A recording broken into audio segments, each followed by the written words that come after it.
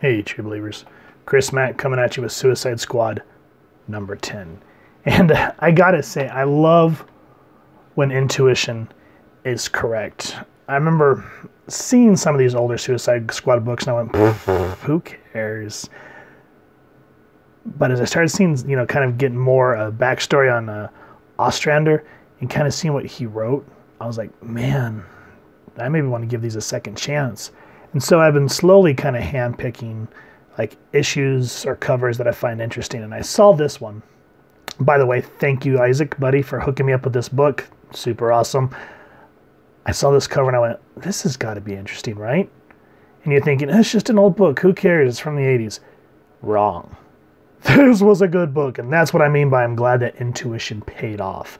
Seeing Waller here just pointing the finger at bats, you're just kind of like, what's going on?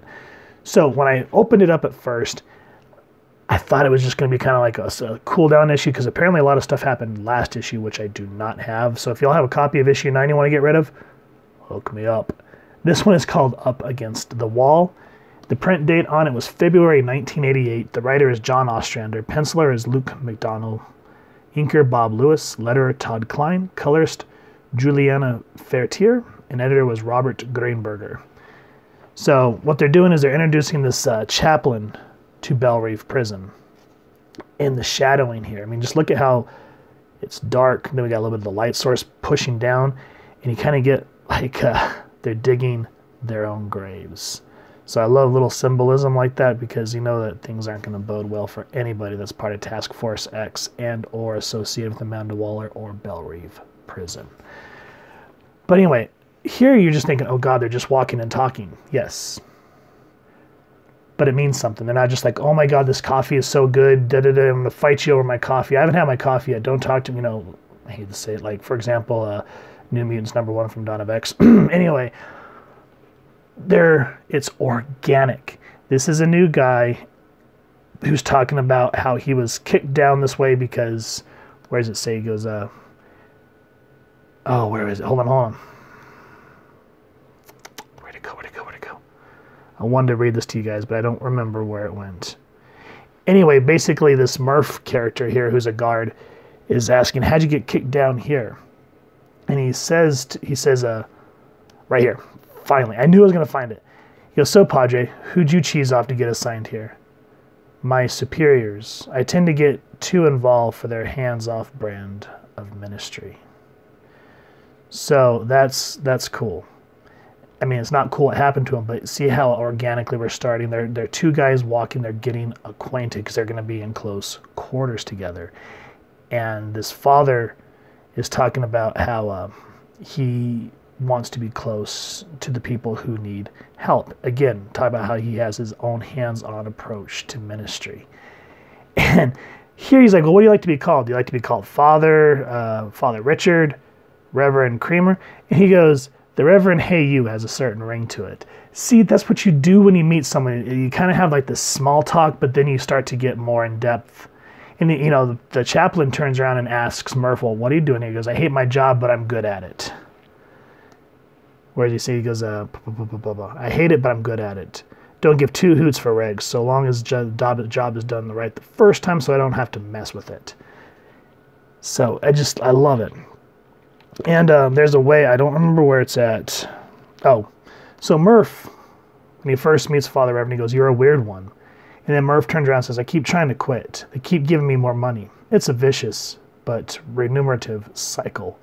And the father bounces back what Murph said earlier, and he goes, you're a weird one, Murph. And Father Chaplain said, so my superiors say. So he says, so my superiors say. I love that because that shows that they're starting to build a rapport. That is awesome. Now we're introduced to this new character, the Duchess, which just look at how they did this upward angle at her. And they're like, we gave you a weapon, because she breaks into the armory. And she's like, I built my own. Now this is a gun. And she's just standing there, large and in charge. Now, I don't want to jump too much more into what's happening. Something happens with Rick Flag, which if you guys kind of want to get an idea of what's happening here, go back. We did Suicide Squad #1 already, so make sure to pause this review, go check out that one, and come back. And you're back. So what's going on with Rick Flag? Why does he seem like a man torn? Check this out. Now, the reason I'm skipping over that is because the meat and potatoes of this book that got me super excited starts right now. There's this prisoner. Takes his glasses off, pops the lens. And notice here how there's not a whole lot of dialogue. The art is driving the story from the plot. Takes glasses off, burns like a little image or whatever it is. I'm not quite sure what that does, but that's really cool. Places it over the lens. Security guy's like, I'm getting out of focus on this cell. And like, who's in there? One matches Malone. Transient, bound for Gotham. Favor for their police commissioner. Now, this is a persona that I miss. They have not used this persona to my memory since Flashpoint. So, whose matches Malone? Let's get into it. So the only people that are talking at this point are the people that are part of Belle Reve. But look at how quiet. The way the shadows move. The dynamicness of it. The resourcefulness of having a spare tooth that works to pick locks. And boom. Whose matches Malone? That's right. We are about to get in for some really good Dark Knight comic stories. So let's go ahead and jump the page here. And again, no dialogue. I love how Bat's ears just pop up. You don't get a lot of this anymore. The paneling here to move the stories, that's exactly what we need for a good comic book. We see how he's just being resourceful, detective work. And then Amanda Waller's talking about how she's going to call it quits for the day. Something happens that makes her jump back in and she goes, "Up against the wall, you mother..." Shoot, they're gone. So they're like, I want to find out who infiltrated our team because we're supposed to be impregnable. And they like, hit the lights. I want to know who's in here. They look on the monitor and look at how terrifying Batman is. Damn, we're in trouble now. And look at the slanted Dutch angle here of the monitor and how Batman just looks like a demon coming out of the shadows. Again, everybody goes to fight him. Batman has not said a word yet. There's no reason for him to talk. Like at this point, I'd hate to say it, but if it was like a modern day book, not all, but majority, there would be text dialogue all over the place, slowing it down. But just look, Batman takes on this, "You're under arrest." Like hell I am. Bam, bam, bam. And you see all the people behind bars saying, "Send them over here," because they want their chance at Batman. And something happens that causes her to get gas. And then paneling here. Hand coming off panel. "Howdy, Bats. Long time no see." And how could you get more excited than seeing a moment with Batman and Deadshot? I don't want to spoil that. Then we have a moment with Rick Flag, who finally emotes, tries to take Bats down. And again, there's been no dialogue from Batman. Waller here is finally able to break up the fight. Here's all her cronies, and she goes, "Don't know where you're planning to go, Batman. Place still tighter than a drum." Close up. "Shall I tell you how many sealed drums I've escaped from, Ms. Waller?" He talks now because it helps serve the story. When you're reading this, boom, boom, boom, boom. All the beats happen, and then there's a moment to breathe. Batman talks to kind of go back at her. And now, if you all have seen the Suicide Squad movie that came out a couple of years ago, you remember at the end, it shows Ben Affleck, and I can't remember who played Amanda Waller in the movie, but Batman's talking about how he says, "Shut it down, or me and my friends will shut it down for you." This, I think, is kind of where the scriptwriters got the idea, because this is where Batman first learns of the Suicide Squad and wants to expose them. And there's something that happens that I don't want to give away. It's really interesting how, what's the word I'm looking for? I don't want to say respectful, but how Batman sort of walks away in the end.